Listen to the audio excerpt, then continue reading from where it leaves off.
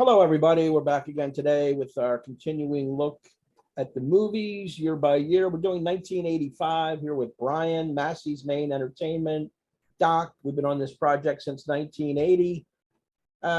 Each making a list of our 10 favorite movies of each specific year to go along with our music project, which is over on Brian's channel. The link will be below. We're doing a perfect album for each year. We've already completed that. So they're going to run simultaneously.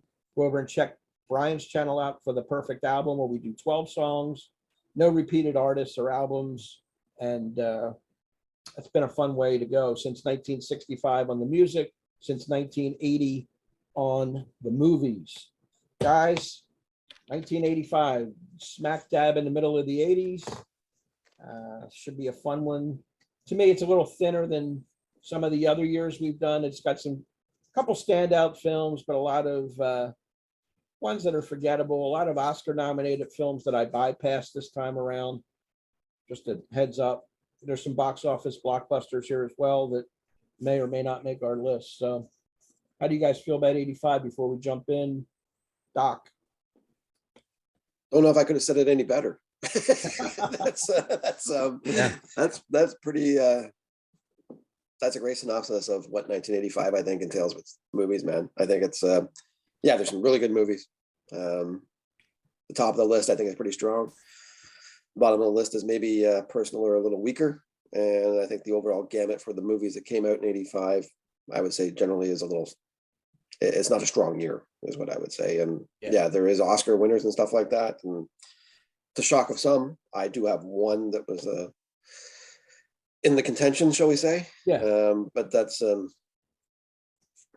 it for me. And for me to have something like that gives you an idea, but it must be pretty good for that kind of movie to make it, I guess, in my eyes. So, how about you, Brian? Similar thoughts or? Yeah, I felt like my top six were pretty solid for me anyway. And then toward the bottom, it was ones that I remember being favorites of mine, but I haven't seen them for a while, and I'm hoping that they still would be the favorites of mine if I went back and watched them. So I didn't want to touch a good thing because I just didn't have that much to choose from, So I'm like, okay, this is what I remember liking, so I ranked them accordingly there toward the bottom. So, but I feel really good about the first six.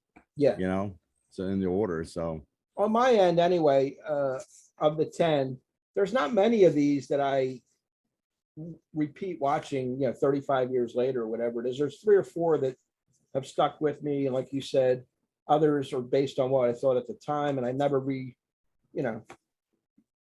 rewatch them I don't watch them every time they're on. I see them passing. I just let them go. But it's hit or miss. Some classics for sure. So let's dive in. The order today will be Doc, Brian, and myself. We'll see how we do. Remember, we're going to do a worst film after we pick our number 2, just to shit on something. That's always a good time. So here we go. Doc. Here we go. I guess we'll just jump right in. I'm going to start off with Fletch at number 10 for me. That's going to come in. I'm going to take a comedy right out of the bait. There you go. It's a pretty funny comedy, actually, for Chevy Chase. It's he's a reporter, an investigative reporter, and Tim Matheson, and he's the investigative reporter in disguise. So he goes undercover as a bum on the beach or whatever, looking for the drug dealers and stuff like that. And it leads down a different path and stuff like that. And not an Oscar winner or anything like that, but it's an okay little story. But it's pretty funny, I'll tell you. Like there's some scenes that are still with me. I can think about now and just laugh to myself about what I was thinking about them, especially if he's playing basketball in his dreams. So, Fletch is going to come in at number 10 for me. Yep. Number 9. So I'll say this is probably like the last of until we actually get something else later on in life here. But the hiatus of where Clint goes from here is one thing, but Pale Rider is going to come in at number 9 for me. Okay. So. The preacher coming to town. This is a classic Western story. The bad guys, the town in duress, and here comes the savior. I guess in one sense, it's a lot of, repeat and put it back out there on the screen. It's Clint. It's there's a little bit of nostalgia in there and stuff like that, but I kind of like that anyway. And then Clint is Clint, wrote it, directed it, produced it, starred in it. Pale Rider. We don't see too many westerns for a while after this, so we'll get maybe done forgiven that I'm going to have any conversations probably. We're not going to get there. So, Pale Rider, I like, man. I like Clint. I like Clint in the westerns, so it's going to make my top 10. Good. Number 8, I'm going to come in with Mask at number 8 for me. Mhm. Okay. You guys may recall when we went back and did our 80s and stuff like that. I really like this movie. I think it's really well made. I think the acting is fantastic in this flick. Cher, Eric Stoltz, Sam. Jeez, it's gonna elude me now, mustache man here. But Sam thank Elliott. you. Great story based on a true story of Rocky. Can't remember his last name, but it's just a what a mother would go through for her son and stuff like that. We talked about it before. It's an emotional movie. Mask is kind of a gem, I think, out of 85 in one sense. Like I said, I'm not going to go back and watch it all the time or anything like that. But I appreciate the movie for what it is, and I think it's really well done. I think it's really well acted, and it's going to make my top 10 for a lot of those reasons right there. So it's a good movie, man. It is. Got a lot of heart. Yep. Number 7. This is where the surprise may come in for you guys and stuff like this. I got The Color Purple coming in here at number 7 for me. So Okay. Is it Spielberg's best movie? No. But there's a lot of realism in this movie too, and it's what a crappy story in one sense, right? It touches on a lot of bad things in life, and I think this might lead to what Spielberg does later on in life with Schindler's, and it tells stories of Saving Private Ryan. It opens up some gates for him and how far he can actually talk about different things. We're talking about incest and pedophiles and everything else, almost like in a family, in a colored family's life growing up. And there's a lot. And Whoopi Goldberg's fantastic in this movie, man, and so is Oprah. And it sets them on their path for whatever happens in the next 37 years from here. Not all good, not all bad, but whatever the case, at this stage, pretty high end, man. It might have got overlooked for some wrong reasons here, man. This could have been Oscar winners kind of stuff, I think, in some senses too. So I think The Color Purple is a deserving movie on my list, I think, is what I put it at. If I put my hand up and don't you forget about me, I guess we'll know what that is, right? So Yep. Yeah, I got The Breakfast Club going in number 6 for me. So yeah, it's the John Hughes movie. It's one of these coming of age movies, I guess. And there's a lot of different things, and you see every kind of character you can think of, because they go through the jock and the stoner and the pretty girl and the quiet one and the geek. You get them all in there. They're all in for detention for different reasons, hanging out on a Saturday. The principal's hanging around there too, and it's a great story if you get right down to it. It's still got a lot of heart and a lot of meaning to that story even now. So my kids could watch it and relate in some sense. So I think it's a generational thing possible, but like I said, great soundtrack, really well written. Hughes is popping out some good ones here too. So Breakfast Club is a top 10er for 85 for me. Leads me to number 5. It's The Falcon and the Snowman for me at number 5.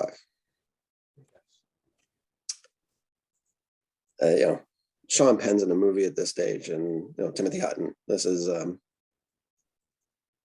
this is a lot of growing up best friends and making a lot of wrong choices and stuff like this, and what they get caught up in. It's, my God, based on a true story and stuff like that. There's a lot of CIAs and cartels, and there's a whole bunch of things that are going on here. That Sean Penn's fantastic, man. That guy's got acting chops, and I wish he would still do stuff like that, if you want the truth. If you haven't seen Falcon and the Snowman, I wouldn't want to give it away in one sense. It's just a spy, espionage, kind of well acted, really well done. It's not perfect, but it's a really good flick, man, and makes my top 10. Number 4, right behind it, is To Live and Die in LA, man. William Dafoe and William Peterson, and in a great criminal flick, man. I don't know what to say about this. One guy, the foe is awesome, man. And but William Peterson is really, really good in this movie, man. And I like him anyway. Manhunter, and he does the CIA or CSI shows later on in life. That's how you might recognize him. But lots of good little twists and turns. Directed by, I think, William. He's the guy who directed the William Friedkin, The Exorcist, and The French Connection. So yeah, that was the connection there, because there's some really good there's a really good car chase in there too. So he does those very well, and he shows it here as well. So it's yeah, To Live and Die in LA, man. Definitely a top 5 or a 85 for me, man. So it's coming in at number 4. Number 3. Yeah. I just like Silverado that much more than I like Pale Rider, man. I don't know what to tell you. I love Silverado. Yes, this is the movie that Kasdan gave Costner a role after The Big Chill. So this is how he got his break. So not a bad little goofy kind of character and stuff like that. The rest of them, Scott Glenn. It's a great cast, man. I don't know what to tell you. Your Jeff Goldblum's a snake, and Brian Dennehy's just a cold-hearted bastard in the town anyway. And Kevin Kline's Kevin Kline, man, really good. Linda Hunt's very well in this movie too. So yeah, this cast is solid. This is a great Western flick, if you want the truth. And what held up as my favorite almost until Unforgiven probably showed up in a lot of senses outside of when we got into the 60s in some senses too. So those things removed. Silverado. Yeah. So these ones I can put on at any time and I will watch them. Silverado is one of them. So number 2. I'm going to Witness, man, at number 2 for me. So I like Harrison Ford. I think we all like Harrison Ford. Kelly Gillis is fantastic in this movie. The story's great. Kid witnessing a murder, an Amish boy. And there's a great story that follows with the cops and everything else, and ex-partners and partners chasing him down. And there's just a great flick, man. Witness is really well done. Shows a couple of sides in this movie, with the Amish and how he is and how he adapts and kind of hides himself away from actually before he has to do the reveal and how things unfold and how he can actually break the case and still live doing it. Harrison Ford's really good in this movie. Really close to making my number 1, if you want the truth. Yeah. So I guess it's worst movie now, eh? Yep. Yes. I don't know, man. Red Sonja is the worst movie of the year for me. Pretty close. This what a piece of crap, man. What's her name? Bridget? Is it Bridget Nelson here? This is the end of the trilogy for the Conan series kind of thing and stuff like this. I think Swords is this is just crap, man. Studios milking things way too early, right? This is when you find out in studios, hey, we're gonna make 3 of these things. Man. What the hell are you doing, man? This isn't Star Wars. This isn't, anything like that. You don't make 3 of these, man. Red Sonja is a piece of shit. And I've said it probably something along those lines before, if you don't watch it, I've saved you an hour and a half of your life. And that's probably what I've just done. So that just dawned on me there because I remember saying that before, and it's so bloody true. Don't watch it. That's all I can tell you. Right. Mm-hmm. Number 1, man, I guess one that just sticks with you, right? So 88 miles an hour, man. I got Back to the Future as my pick. So still holds up. Still love it. Marty McFly, Doc Brown. We all know the characters. We all know the story. We all know everything about it, including the soundtrack and everything else. And it still holds up, man. 37 years later. I saw this in the theater when it came out. Loved it then. Still have a soft spot for this one, man. This is the movie of the year in my eyes in 85. Back to the Future. What an adventure. What a blast. Still has that feel to me in a lot of senses. Not the same, but pretty damn close, man. It's my pick for number 1.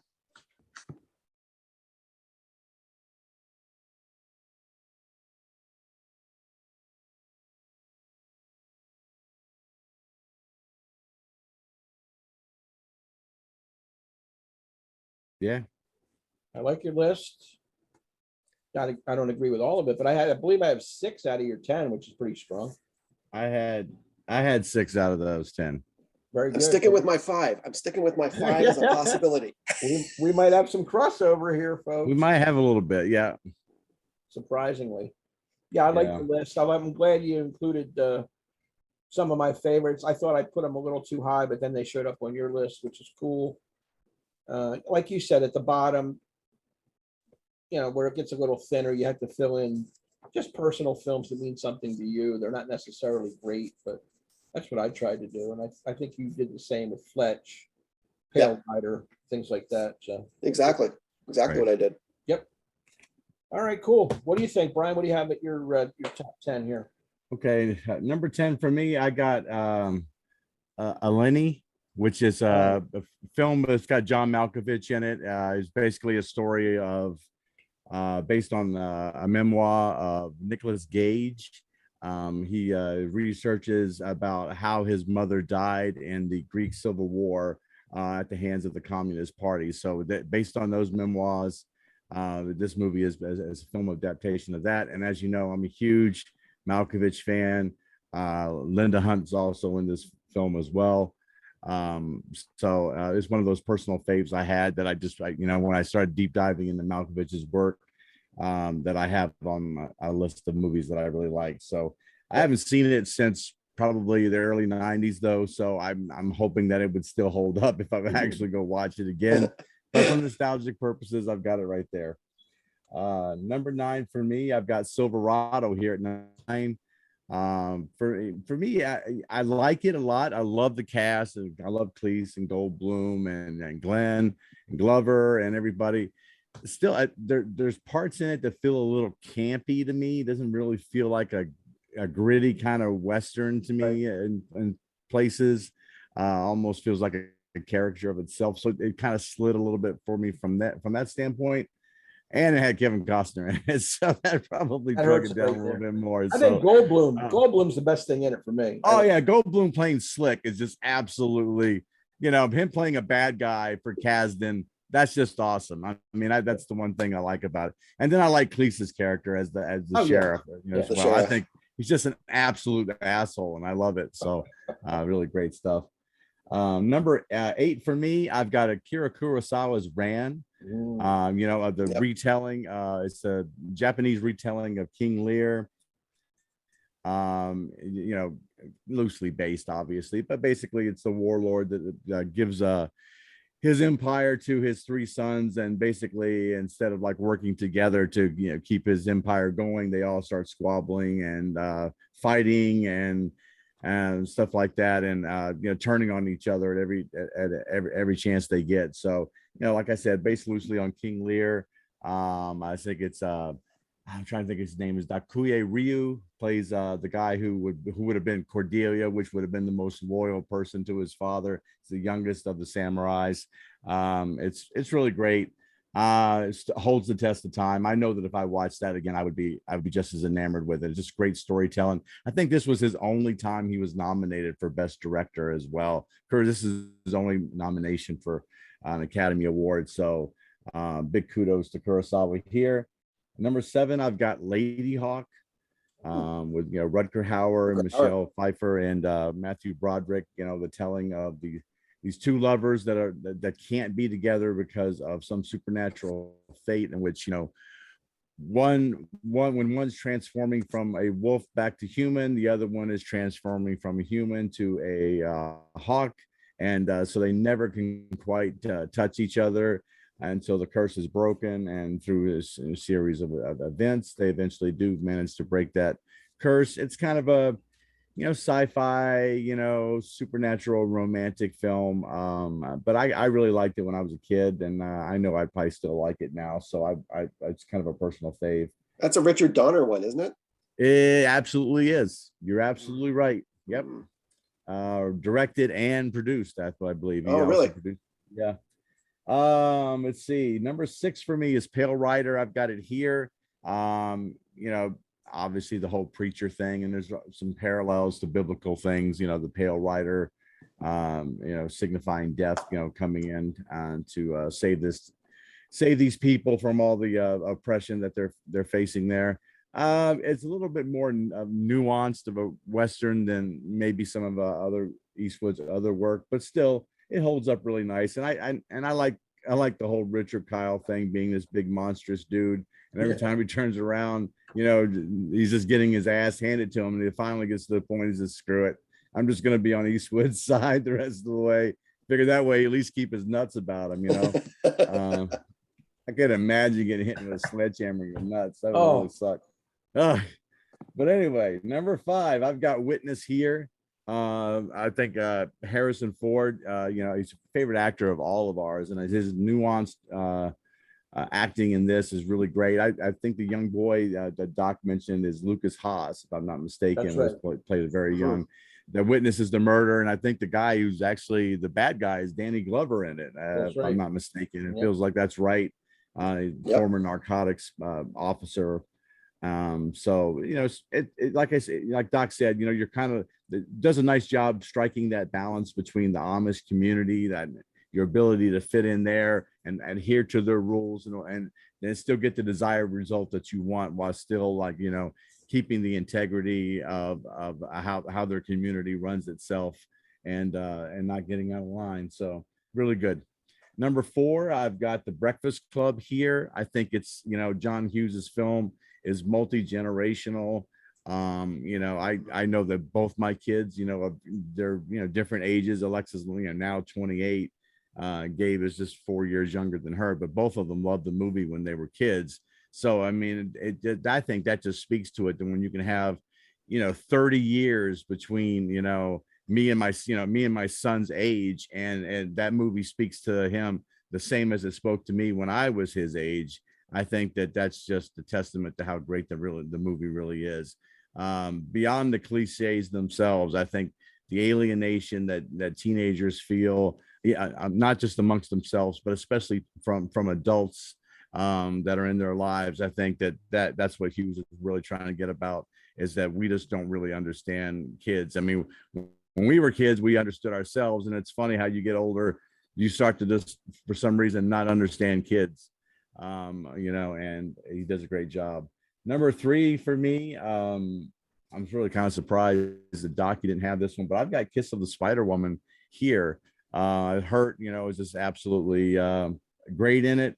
Did he win for this, Rich? You would know before. I know he got nominated for an Academy Award. He won. He won. Yeah. I mean, when we all kind of talked about it when we did our original series, that William Hurt owned the 80s, just absolutely owned the 80s between this and broadcast news and everything else that he was kind of involved in, Children of a Lesser God, all sorts of stuff. So he was just absolutely on a tear. This one here, I obviously it had a little bit of some taboo subject matter that, would have been really risque to really kind of portray at the time. And but I think he did it in a very sincere way. And it wasn't one of those things where it felt like it was grandiose or anything. The relationship between him and Raul Julia, I thought was very, very sincere, very heartfelt, and just felt real and not forced and contrived in any way. And I thought that was what made it kind of special. Number 2 for me, I've got Back to the Future here. Again, a timeless film that I know that if I saw it on TV right now, even if it only had 10 minutes left to go, I'd leave it on the channel and I'd watch the rest of it again. Great cast. Doc is just absolutely Christopher Lloyd is absolutely fantastic in it, and I wish I could still do an impression of him. I just don't have the voice for those types of things anymore. But hello, I still, hello McFly. I mean, I still do stuff like that, and it's kind of great. So we're at we gotta do my worst.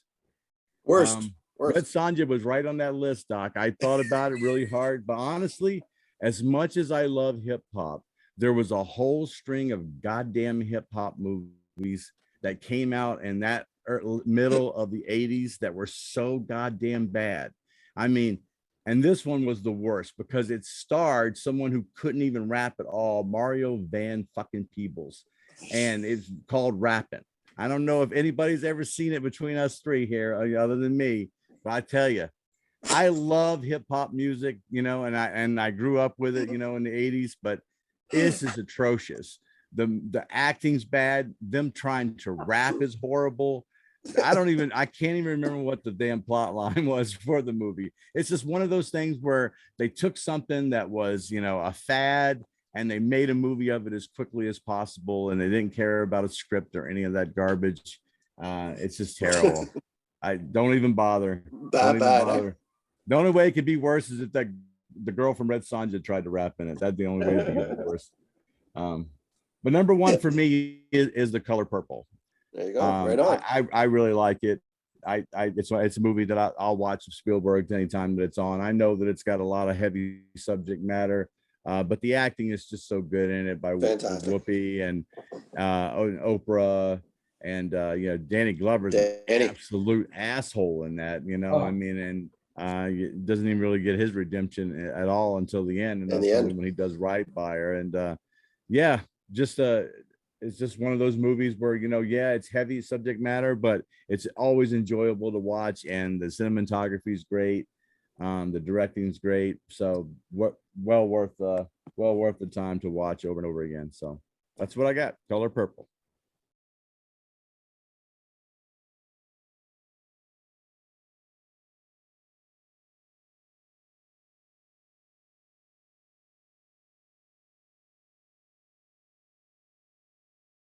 Fantastic. I see how many? 1, 2, 3. I think we only had 3 the same.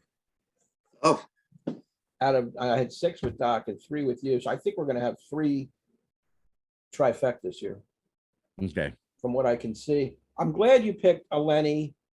That was a movie I only saw once, and I did enjoy it back then. I mean, it's a heavy material, but it's a good movie.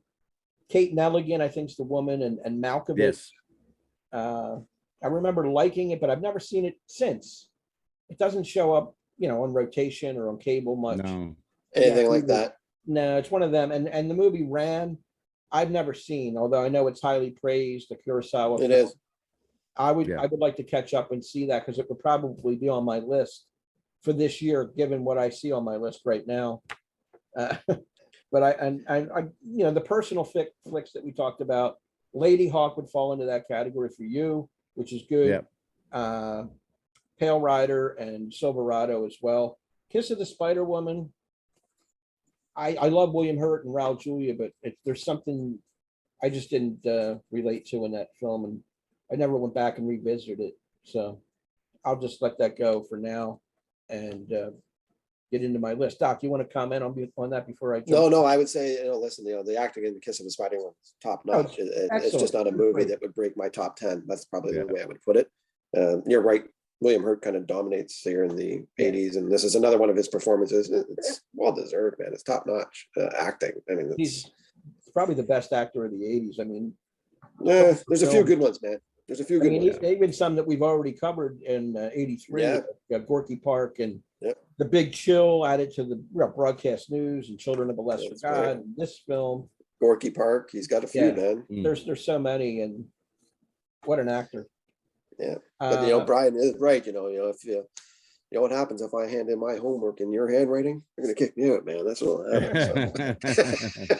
And I have to confess, I've never seen the Rappin movie, so I have to. No, I'm happy I haven't. And I'm glad I haven't. I will never see it now that I got your. I'm gonna heed Brian's words. I'll tell you that right now. I actually had bought the cassette to the soundtrack before I went to see the movie, and I threw the cassette away. Good man. No way. I can't keep that. No. Yeah. You don't want that hanging around. Bad one. You had that thing written down before we even did our list of 85, man. All right. I'm gonna jump in. Classic. 10 and 9 are these personal films that nobody else likes but me. So I'm gonna go with number 10, After Hours, the Martin Scorsese black comedy, kind of a suspense movie a little bit. Griffin Dunn is the lead. He spends the night wandering around New York City, Soho section or district, whatever. And it's kind of a cult film, strange, dark, funny. He keeps running into these wild women like Rosanna Arquette and Terry Garr, and has these little moments with them that, you're only going to see them one time in your life. That's the night. Everybody has those kind of nights in their life. You come across these bizarre happenings. The stars are all lined up. I don't know. The first time I saw it, I didn't like it, but I watched it through the years because I'm a Scorsese fan, and I kind of see what he's going for. It's kind of a nightmare experience in New York City. So I'm going to take After Hours at number 10. Number 9 is Lost in America, the Albert Brooks comedy with Julie Haggerty, where they decide to sell their assets, buy a Winnebago, travel the U.S., and they go to Vegas and they lose it all. The nest egg is gone, all this stuff. They're all gone. Yeah, Very satirical comedy, extremely funny. Some good setups in it. And I love Albert Brooks. So most of his films I really think are very funny. And Julie Haggerty's kind of that ditzy girl from Airplane who, Oh yeah. she just can't. She's kind of a goofball, but at this time it works in that casting there. Number 8 is The Breakfast Club. So that's our first trifecta. Right on. John Hughes, coming of age classic, the Saturday detention, kind of stereotypes, the different kids, like you mentioned, with the geek and the jock and the brain and all that stuff, the loner, the shy girl, whatever. But the cast is perfect. I mean, they all fit into those roles absolutely perfectly. I'll just run them by real quick. Judd Nelson, Molly Ringwald, Anthony Michael Hall, Emilio Estevez, and Ali Sheedy. You can't picture anybody else in those roles. So that's a test of a great film, the Brat Pack, so to speak. I think this might have been the best of the John Hughes films. There's a couple others I like, but this one's really, really strong. And they figure out, they're up against the adults who they don't understand, and they're there for a reason. They feel in the end that they have more in common than they thought going in. They were all pigeonholed into these little categories, and they find out that a lot of times kids are alike, and they can't really break out of that jock mold or geek mold or whatever, but deep down they're the same. My number 7 is one nobody had, Jagged Edge, the Good movie. legal thriller here with the twists and turns in it. You got Glenn Close as the lawyer, Jeff Bridges as the supposed alleged criminal who may or may not have killed his wife. She's defending him, and she's not even sure if he's innocent or guilty. So Robert Loggia in here as Glenn Close's assistant is excellent. He's throwing F-bombs around left and right. Real character study. I like the movie a lot, and it's one that if it's on, I'll check it out again. Number 6 is Runaway Train. This is directed by John Voight. Andrei Kojalevsky, who was a Russian filmmaker. John Voight is the lead, and Eric Roberts as these two convicts who are on a runaway train, literally through the Alaska tundra or terrain. It's out of control. They're bowling through the Alaska landscape here. Rebecca De Mornay's in it as well. She's an assistant engineer. Really exciting film. I'm not one for action films usually, but this worked for me on that train. Sort of like a speed movie instead of the bus. You got the train on the rails. And John Voight's really good in the movie. He looks like a hardened criminal. He's got the one eye either half missing or cut out or whatever. And Eric Robertson, as usual, over the top stuff, but sometimes it works, sometimes it doesn't. I didn't like him in The Pope of Greenwich Village, but I like him in Star 80, and I like him in this. Number 5, The Color Purple. Another, was that trifecta? I believe it was, yes. That is. Trifecta, yeah. Yeah, I have it at number 5. Definitely a turning point in Spielberg's career, because he had been making all these blockbusters up until then, Raiders, E.T., Jaws, Close Encounters. This is a serious film with dark subject matter. The cast is phenomenal. You guys mentioned Whoopi and Oprah in it. Who would have thought? They both get great performances. Danny Glover is pure evil. This thing had 11 nominations and 0 wins. It got no respect at Academy Award time, although it was nominated in all the categories. Yeah, everything. Film to look at. It's well shot. It's well edited. It's well written. Everything's perfect about it. But they snubbed it, and they even overlooked Spielberg. He did not get a director nomination because they thought he had too much too soon, I guess, at that point. He was a golden boy, and this is really a good film. It's only his 8th film, and Really? they're following Raiders, E.T., Jaws, Close Encounters. He had one bomb in 1941, but for the most part, a great film. I had to put it on the list. My number 4 is Mask that Doc had, directed by Peter Bogdanovich. You're absolutely right. This movie has a lot of heart. Everybody should see this film just for what this kid has to go through and endure in his short life. Cher is his mother. She does it the right way. She doesn't treat him any different than any other kid, although he's grotesquely deformed. And she's his mom. They're friends in a way, and she does anything to protect him. But at the same time, she lets him have enough rope to go out and experience the world. He goes to summer camp. He meets a blind girl played by Laura Dern. You got a bunch of bikers here who are really friendly to the kids. His name's Rocky Dennis. It's based on a true story. And Right. It's just a mother treating her kid with respect and letting him enjoy life, because she knows deep down he's not going to live forever. It's kind of hopeful and optimistic, a lot of heart, and sentimental, but in a positive way, I think. So that's my number 4. My number 3 is To Live and Die in L.A., directed by William Friedkin. This is really a great movie. It's got a great villain. It is. Defoe, it's the counterfeiter, who's a killer counterfeiter. He's not just a counterfeiter. He'll blow your head He's a off if he has to. And you got this the Secret Service guy played by William Peterson, who is seeking revenge because his partner was whacked early in the movie. And action-packed, great chase scene. They're going the wrong way on a highway, and they're shooting the wrong guys that they think are criminals, and they're The cops. criminals. It's just well written, well thought out. And I don't want to say who, but one of the lead characters gets whacked with about 40 minutes to go in the movie. It's just unbelievable. Defoe, one of his best performances. I like Peterson too. He's real cool. Really good. Reminds me of Steve McQueen in a way. He carries himself that way. Yeah, he's a cool cat, man. Yep. And everybody in here is crooked. The lawyers are crooked. The cops are crooked. The women are kind of nasty and seedy that they come along as well. Prostitutes and There's loads of twists and turns in that movie. Man. Lots of It's twists and friggin' turns. awesome. It's a really good movie. So that's pretty high on my list at number 3. Number 2, I've got The Falcon and the Snowman, a great movie about this young CIA agent played by Tim Hutton, who's selling classified documents to the Russians. He's either bored with his life or has no patriotism left or whatever. I'm not sure why he's doing, but it's based on a true story. Good spy thriller.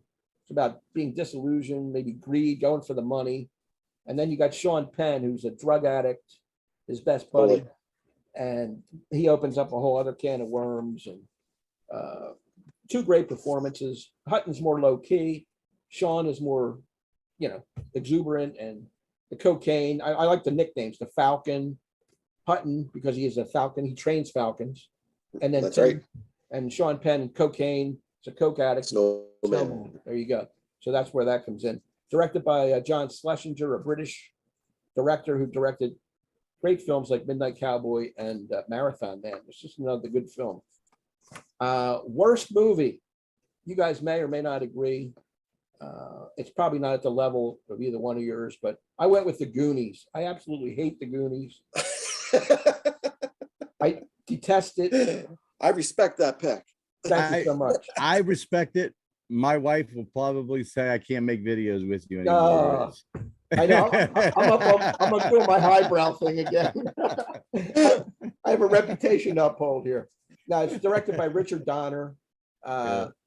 Spielberg, original story came from Spielberg, and he turned it over to Donner and let them run with it. I just have a problem with some of these silly kids' adventure hijinks movies. I really don't like any of them.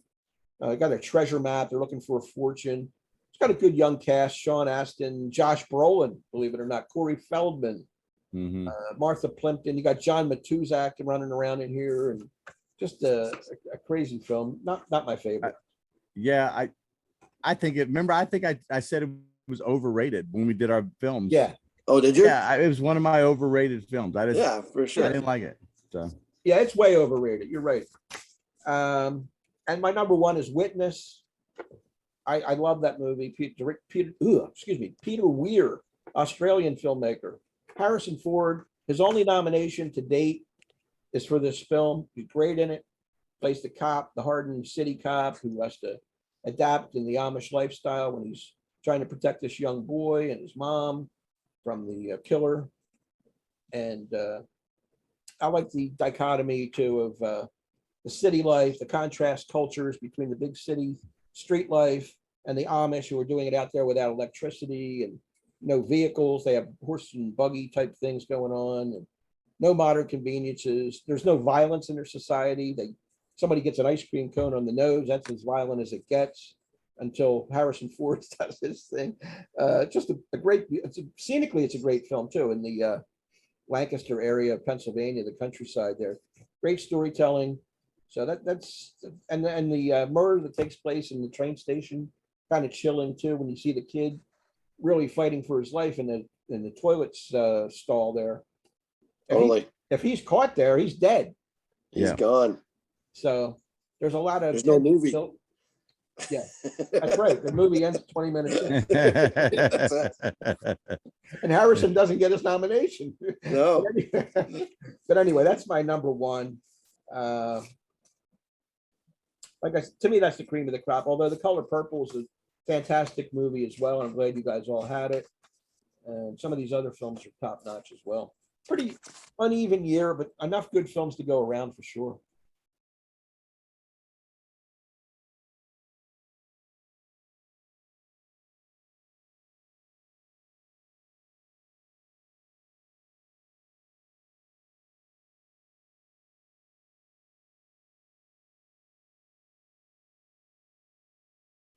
Totally. Yeah, I think for an uneven year, we actually did really well. We Pulled did. some good stuff out of there. We did. And Yeah. we each got 3 or 4 of our own little personal ones that the other guys didn't have, but stuck with us. And that's what it's all about. That's why 10 is the right number to do. Because if we did 5, we probably all have five of the same films. Yeah. Most years, but it gives you a chance to branch out and throw some of these smaller films in here that we like. Just for the record, I want to talk about the Oscars for that year. Out of Africa, which none of us had, won the Best Picture. The nominees were Witness and Color Purple, which we both had, Pritzi's Honor, which none of us had, and Kiss of the Spider Woman, which Brian had. Those were the 5 up for Best Picture. Jesus. And they gave it to Out of Africa, and Out of Africa won. Out of Africa to me would be the 5th best of those films. If you released it, if you had it today and you did it in retrospect, it probably would have won the Razzie. Yeah, I'm not joking. I think it's fucking terrible. Maybe. I think Out of Africa is Maybe. terrible. It would have won the Watching Paint Dry Award. It's really terrible. Yeah. There's nothing going on in it No. that I can. I don't think back on it with any kind of fondness at all. Zero. Yeah. But And then you again, know- I'm going to guess Meryl Streep was up for an Oscar for it. Oh, she was up, but she lost that year. She lost to Geraldine Page for The Trip to Bountiful, which is another smaller film, which is actually a better film than Out of Africa. Going through the top 10 box office, I like to do this to see what won or made most money. Easy pick at number 1 is Back to the Future, $210 million gross. First Blood, Rocky, Rambo Part 2 was next. Rocky 5, or was it 4? Rocky 4 was next. So Stallone had 2 of the top 3 grossing films. Then The Color Purple, then Out of Africa, then Cocoon made a lot of money. None of us had that. Very popular film. The Jewel of the Nile, which was the sequel to Romancing of the Stone. Yeah, that was kind of weak. Number 8 was Witness, made some money, 68 mil. Number 9 was The Goonies, which I just took a dump on. And the last film in the top 10 was a comedy, Spies Like Us. Oh, that's Chevy Chase too, isn't it? Yes, Chevy Chase. Yeah, and Dan Aykroyd. Aykroyd. And Donna Dixon was in that too. That's Dan's right. girl. Yeah. Is that before he was married to her? They might have met on that film. Yeah, that would have been after. Oh, yeah. So that sums up 1985 pretty well. I think we did well getting 3 trifectas and a lot of matches twice, like you guys had Back to the Future. I didn't. And we had Mask and Falcon and the Snowman, Doc and I, and Brian didn't, but very cool. And you guys had Pale Rider too. Forgot about that. That's right. We did. Right. You had Pale Rider. So a lot of close calls. And I like most of the films that we talked about. But I think that we gotta take this weekend. We'll all sit down and watch Rappin, Red Sonja, and the Goonies. Yeah, I'd rather find a good copy of Ron or Ran and watch that, of course. Now, is that a long film? Is that one of these 3-hour monster films, or is it not? You remember? Ran, Rand is fairly long. It was like 2.5 hours. was it? Yeah, it's kind of it's like a Japanese epic type of thing, That's what I thought. Yeah. He did. I mean, there was a couple other ones too that he'd done right just prior to that were kind of loosely based on Shakespeare too. Yeah. I don't remember the names, but I know he based them on Macbeth and one other one. I mean, he was kind of enamored with that type of story, Yeah. So All right, I got cool. a feeling, when we get into it, 86 will be an interesting one for us, I think, boys. yeah, I think so. It'll be fun. Now, I'm always looking ahead to the next year because each one takes on its own little personality. So that'll be fun. Yeah. So we're going to wrap it up. I want to thank Doc, Brian, Massey's Maine Of course. Entertainment. Go over and check out the perfect album videos on Brian's channel. They'll be linked in the description below. Leave some comments for us. Tell us what your favorite films are of 1985. If you agree, disagree, maybe some we forgot. There's always that chance. We try to do the best to encapsulate the whole year, but it's hard to do with only 10 each. So, and give us those worst films too. We'd like to see the real bad stuff of the year. There's a few. Always is. We'll be back next time with 1986. So for Brian and Doc, this is Rich. Take care, and we'll see you next time. Bye-bye.